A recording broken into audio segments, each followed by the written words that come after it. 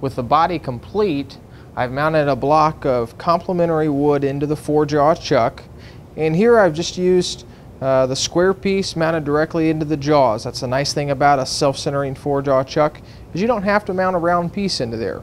So I've mounted that up first. I use the spindle roughing gouge to turn this into a cylinder.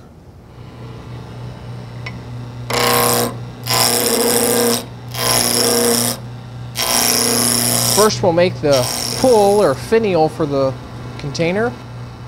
Need a block that's about 1.25 inches long. Mark that with my calipers here, and about 5/8 of an inch in diameter. I can use a parting tool to establish that diameter right on my line.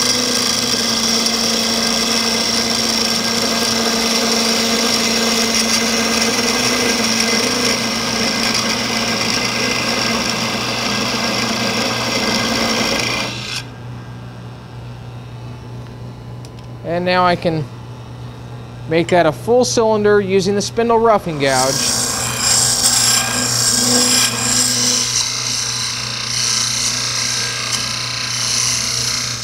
Now I like to take that cylinder, clean it up just a little bit with the skew. It's a good practice for using the skew.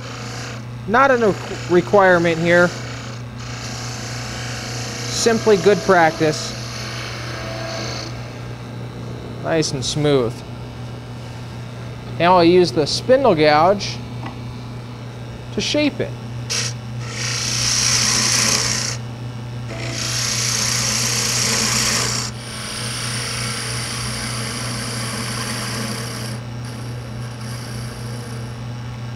Working out on this small diameter, just use light pressure, small cuts to avoid breaking it.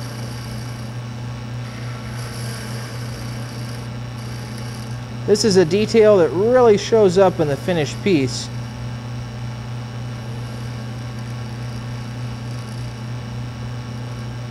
Take your time and you'll make for a really nice piece. You want a good sharp point on the top. Perfect.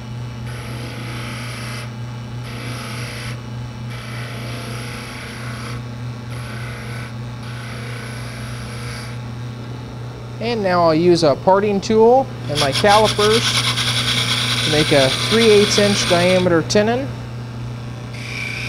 That'll go into the hole I drilled in the lid.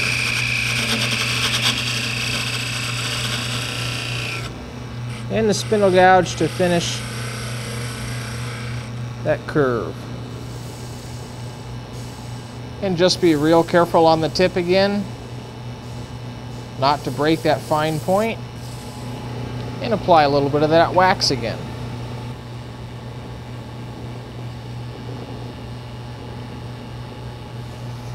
Now before I part this off, I like to use the parting tool just to clean off any wax I got on that tenon.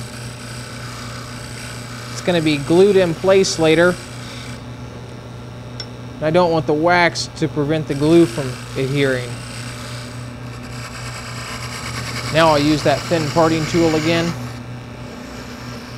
Perfect. For the next piece, we'll use what's left of this block that we turned the finial or pull from. We'll face off the end here using the skew chisel. Just a matter of lifting the handle and moving the point towards the center.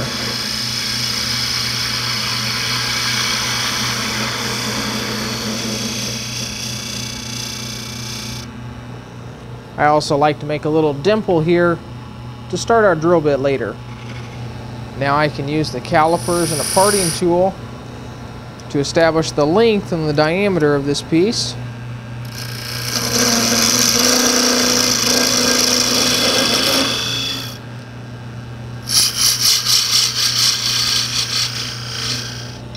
And we'll use a parting tool here to separate it from the waste material.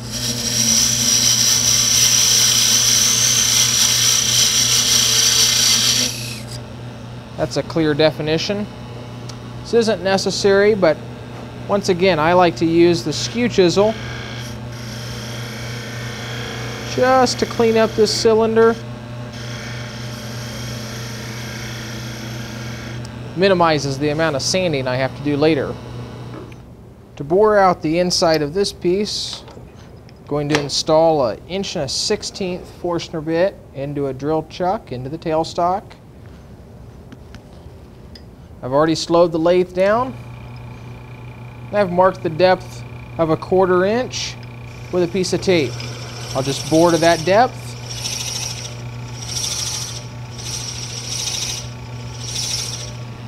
Just a little light sanding.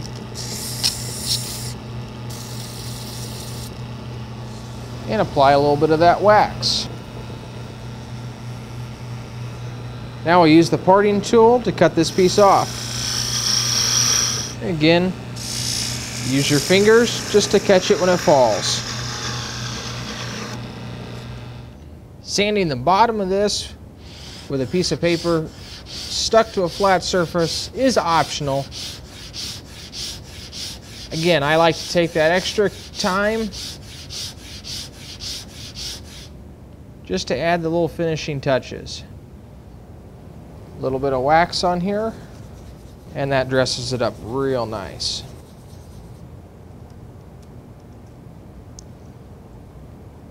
Install a couple of toothpicks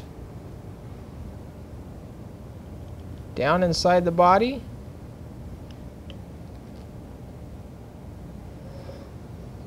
From the outside, an ordinary container. Pop the top, access to a toothpick.